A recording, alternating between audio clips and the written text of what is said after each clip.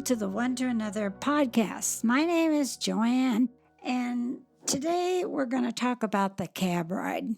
This is a story I found, and I thought it was important to read it to you. 20 years ago, I drove a cab for a living. When I arrived at 2:30 a.m., the building was dark except for a single light in a ground floor window. Under these circumstances, many drivers would just honk once or twice, wait a minute, and then drive off. But I had seen too many impoverished people who depended on taxis as their only means of transportation. Unless the situation smelled of danger, I always went to the door. This passenger might be someone who needs my assistance, I reasoned to myself. So I walked to the door and knocked. "Just a minute," answered a frail, elderly voice. I could hear something being dragged across the floor. After a long pause, the door opened. A small woman in her 80s stood before me. She was wearing a print dress and a pillbox hat with a veil pinned on it, something like out of the 40 movies. By her side was a small nylon suitcase. The apartment looked as if no one had lived in it for years. All the furniture was covered with sheets. There were no clocks on the walls, no knickknacks or utensils on the counters. In the corner was a cardboard box filled with photos and glassware. "Would you carry my bag out to the car?" she asked. I took the suitcase to the cab and then returned to assist the woman. She took my arm and we walked slowly toward the cab. She kept thanking me for my kindness. "It's nothing," I told her. "I just treat my passengers the way I want my mother treated." "Oh, you're such a good boy," she said.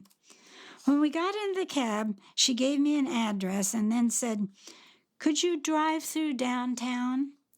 "It's not the shortest way," I answered quickly. "Oh, I don't mind," she said. "I'm in no hurry. I'm on my way to a hospice house." I looked in the rearview mirror. Her eyes were glistening. "I don't have any family left," she continued, "and the doctor says I don't have very long." I quietly reached over and shut off the meter. "Well, what route would you like me to take?" I asked. For the next 2 hours, we drove through the city. She showed me the building where she'd once been and had worked as an elevator operator. We drove through the neighborhood where she and her husband had lived when they were newlyweds.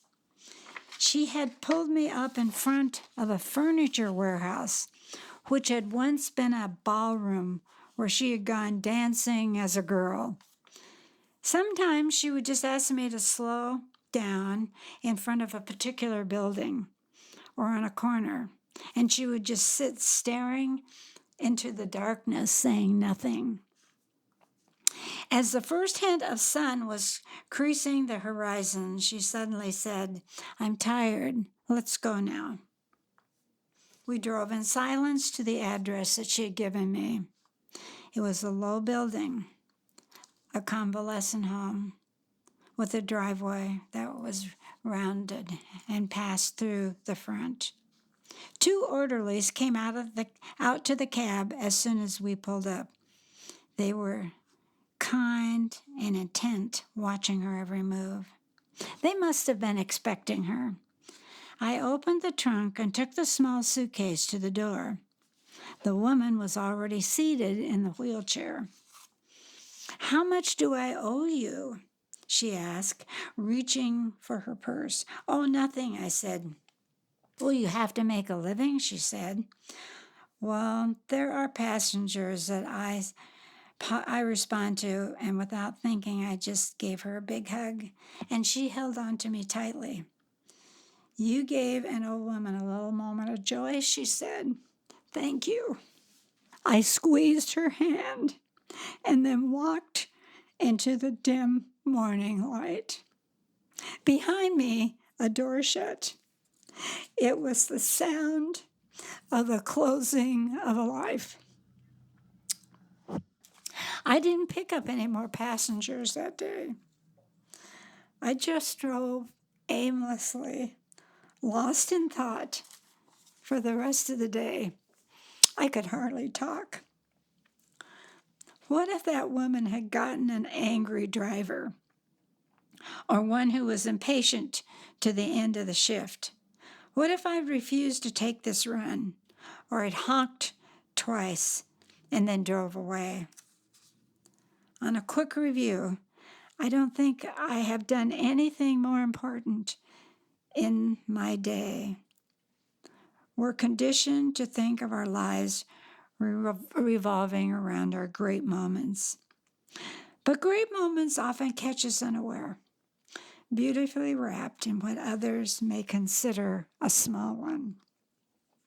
People may not remember exactly what you did or what you said, but they will always remember how you made them feel. Isn't that true? And I share this story because it really touched my heart. And I realize that so many times we're in such a hurry that if we're asked to do something, it might take more than a half hour. We say, no, I can't do it. Or we're just impatient with someone who wants us to do something for them, but we just don't take the time. You know, it is true, the little things mean a lot. And so, do you remember that song, Blow Me a Kiss from Across the Room? Say I look nice when I'm not. Touch my hair as you pass my chair. Little things mean a lot.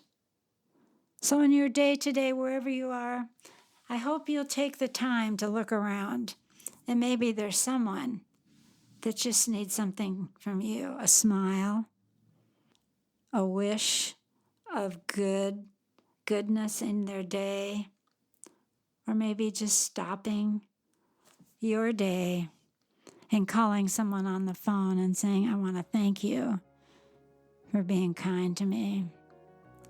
We all come to places where we're going to need a cab ride. I hope that we all find someone as kind as this driver. Let's make this day special for someone else.